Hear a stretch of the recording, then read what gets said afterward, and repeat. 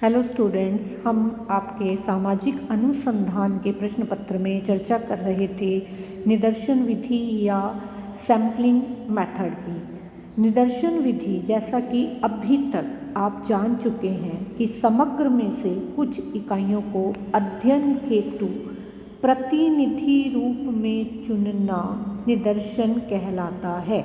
ये प्रतिनिधि जो इकाइयाँ हैं, इनके आधार पर हमारे अनुसंधान का कार्य निर्भर होता है।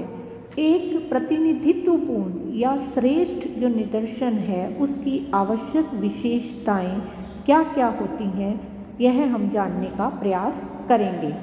कोई भी निदर्शन द्वारा सामाजिक घटनाओं के बारे में हमारे जो निष्कर्ष हैं, वह कितने यथार्थ होंगे या वैज्ञानिक होंगे, यह सब कुछ निर्भर करता है हमारे निदर्शन की उत्तमता पर कि हमने किस प्रकार का निदर्शन जो है वो चुनाव किया है। यहाँ हम देखते हैं कि उसमें निम्नलिखित विशेषताएं होनी चाहिए। पहला तो उसे समग्र का प्रतिनिधित्व करने वाला होना चाहिए, यानी कि वह सारी विशेषताएं उसमें होनी चाहिए जो उस समग्र में या उस यूनिवर्स में पाई जाती हैं जो हमने अपने अध्ययन के लिए चुना है। दूसरा, उसका जो आकार है वो पर्याप्त होना चाहिए, ना तो बहुत बड़ा हो और ना ही बहुत छोटा हो। तो इस प्रकार से पर्याप्त आकार का निदर्शन हमें चुनना चाहिए। जैसे कि यदि हम 10,000 छात्रों का अध्ययन करना चाहते हैं और उसमें से सिर्फ 10 छात्र प्रतिनिधि के रूप में चुनते हैं, तो यह एक बहुत छोटा आकार होगा और जो हमारे रिजल्ट होंगे वो सही प्राप्त नहीं होंगे। इस प्रकार से हम कह सकते हैं कि हमें एक सापेक्षिक रूप से उचित प्रकार से चुने गए निदर्शन की आवश्यकता रहती है।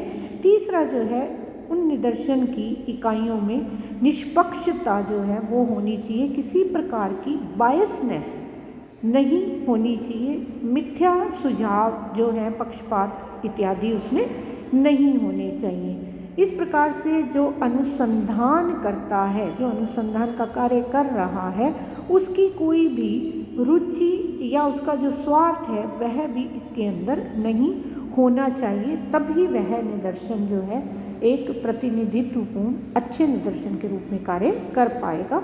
उसे साधनों के अनुरूप भी होना चाहिए, यानी कि एक प्रतिनिधित्वपूर्ण निदर्शन वह होगा जो कि अनुसंधानकर्ता के पास उपलब्ध साधनों के अनुरूप होगा।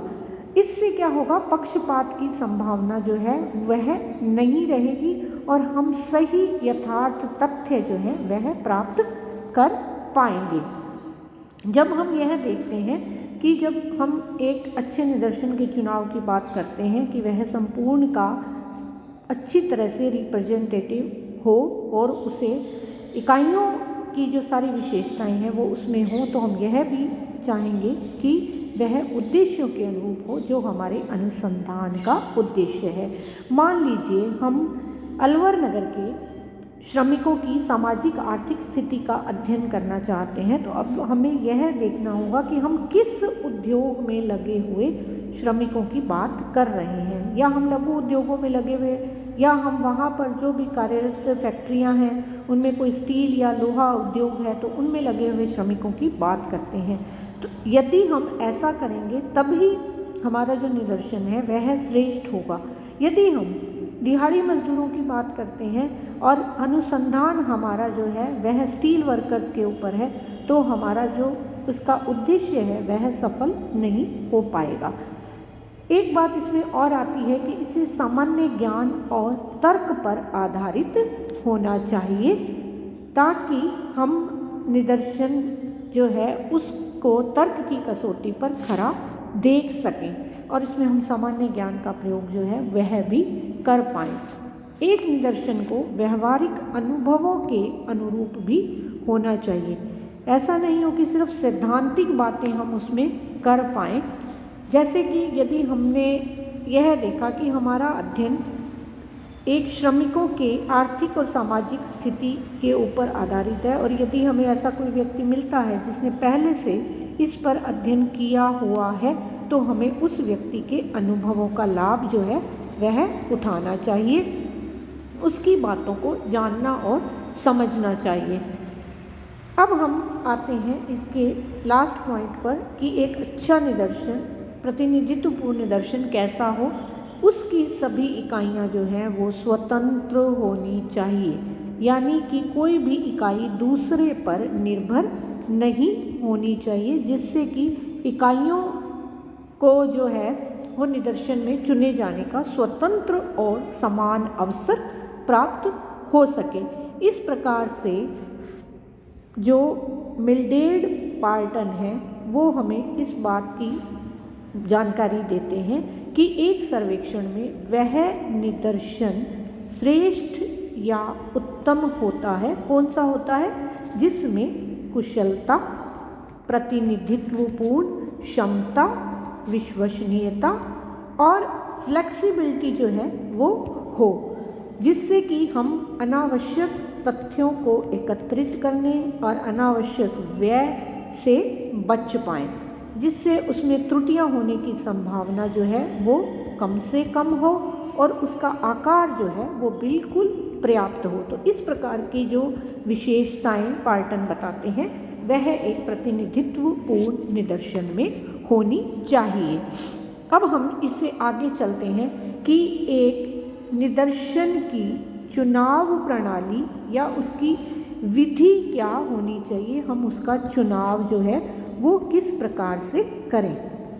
निदर्शन का चुनाव भी जो है वो एक तकनीकी प्रक्रिया है और अच्छा निदर्शन किस प्रकार से किया जाए यह हमें जानना होगा। इसके लिए अनुभवी और प्रशिक्षित व्यक्तियों की आवश्यकता हमेशा ही रहती है। अब हम इसमें जो प्रक्रिया देखते हैं, जो प्रोसेस हम देखते हैं वह निम्न प्रकार से है। सबसे पहले हमें समग्र का निर्धारण करना है। समग्र यानी हम कौन सा क्षेत्र, कौन सा समूह अपने अनुसंधान के लिए लेने वाले हैं। यदि हम छात्रों की सामाजिक और आर्थिक स्थिति का अध्ययन करते हैं तो हमें इसके लिए ये पहले तय करना होगा कि वो छात्र स्कूल के होंगे या कॉलेज के होंगे, तो यह हमारा क्षेत्र निर्धारण हो जाएगा। अब हम क्षेत्र में यह भी तय करते हैं कि हम कितनी संख्या में इनको लेते हैं, कितने स्कूल्स का चयन करते हैं, कितने महाविद्यालय का चयन इसके अंदर हम करते हैं। तो समग्र जो है के अंदर से हमें निदर्शन का जब हम चुनाव करने लगते हैं तो सबसे पहले तो हमारा समग्र जो है वो हो गया निर्धारित। अब यह समग्र जो है ये देखना है कि कोई भी गांव या नगर या संस्था या समुदाय या कोई सामाजिक घटना हो सकती है। तो अब आप देख लीजिए कि इनमें से हम कुछ भी चयन कर सकते हैं, किसी का भी निर्धारण कर सकते हैं। ये पहला जो है यह बिंदु रहता है। दूसरा जो बिंदु आता है निदर्शन चुनाव विधि के अंतर्गत, उसमें हम देखते हैं कि इकाइयों का निर्धारण किया जाता है। इकाइयों का निर्धारण किस प्रकार से किया जाता है, इसमें हमें तय करना होता है कि इकाई जो है वह यूनिट जो है वो क्या होगी। यह इकाई कोई व्यक्ति, संस्था, परिवार, समूह या व्यवसाय, निवास क्षेत्र कुछ भी हो सकती है। अब आप यह देखिए कि इनमें से यदि हम इनका बंटवारा करें, वर्गीकरण करें तो कहा जाता है कि इसको 4 भागों में हम बांट सकते हैं। भौगोलिक इकाइयाँ, भौगोलिक इकाइयों के अंतर्गत आप रख सकते हैं किसी राज्य को, फिर जिला, नगर या गांव या उससे कोई छोटा क्षेत्र इसमें हम रख सकते हैं। फिर भवन संबंधी इकाइयाँ हो सकती हैं जैसे मकान इत्यादि।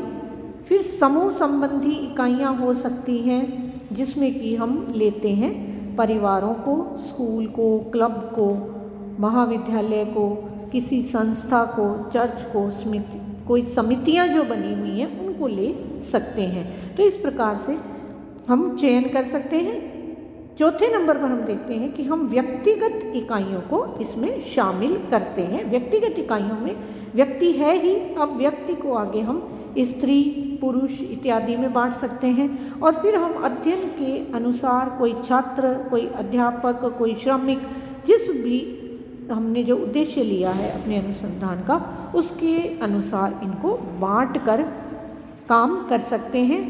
इकाइयाँ जो हैं वो हमेशा स्पष्ट होनी चाहिए, निश्चित होनी चाहिए, विषय के अनुरूप होनी चाहिए, जिससे कि अध्ययनकर्ता को आसानी से वह उपलब्ध हो सके और वह अपना कार्य आसानी से कर सके। तीसरा जो इसमें बिंदु आता है वह आता है सोर्स लिस्ट का। सोर्स लिस्ट में हम देखते हैं कि हमारे सामने जो स्थितियां हैं उसमें यह तैयार भी हो सकती है सोर्स लिस्ट, और तैयार करवाई भी जा सकती है। जैसे कि हम कोई जनगणना रिपोर्ट या कोई टेलीफोन डायरेक्टरी या कोई वेतन सूची इत्यादि को ले सकते हैं जो कि तैयार होती हैं। हम इनको लेकर अगर हमें इसमें से कोई तथ्य या जानकारियाँ प्राप्त करनी है तो वह हम प्राप्त कर सकते हैं। और ये ऐसी जो है लिस्ट हैं, स्रोत सूचियाँ हैं जिनसे हमें समग्र की समस्त इकाइयों के बारे में जानकारी प्राप्त हो जाती है। और यह भी एक महत्वपूर्ण जो चरण है वो निदर्शन के चुनाव में रहता है। अब हम आगे देखते हैं कि इसके चुनाव में निदर्शन का जो आकार है उसके निर्धारण की बात हम करते हैं कि निदर्शन का आकार किस प्रकार से निर्धारित किया जाए। यह चौथे चरण के रूप में हम लेते हैं। इसका आकार बहुत छोटा और बहुत बड़ा दोनों ही नहीं होना चाहिए, बल्कि समग्र की संख्या और प्रकृति के अनुसार होना चाहिए। निदर्शन का आकार क्या हो यह इस बात पर भी निर्भर करता है कि हम अध्ययन की विधि या वर्गों की संख्या, समय और धन की उपलब्धता, समय, श्रम और धन किस प्रकार से हम इसका उपयोग कर रहे हैं, इस पर भी आकार का निर्धारण करता है। अब हम निदर्शन पद्धति को लेते हैं जो कि बहुत ही महत्वपूर्ण है। निदर्शन की प्रक्रिया का यह अंतिम चरण है कि हम किस विधि के द्वारा निदर्शन को चयनित करेंगे, जिसमें हम यह देखते हैं कि यह एक ऐसी पद्धति हो जो सरल हो और जिसमें पक्षपात की संभावना कम से कम हो, ताकि जो इकाइयाँ चुनी जाएं वो पूर्ण रूप से उसका प्रतिनिधित्व कर सकें और सारी विशेषताओं को अपने अंदर शामिल किए हुए हो। इससे एक अनुसंधानकर्ता को अपना कार्य करने में तो सरलता होती ही है, और जो अनुसंधान जिस दिशा में वो कर रहा है उसके निष्कर्ष भी उसको यथार्थ और सही तरीके से प्राप्त करने में सहायता मिलती है। तो इस प्रकार से हम यह देखते हैं कि हम किस प्रकार की पद्धति या विधि को निदर्शन के रूप में चयनित करेंगे।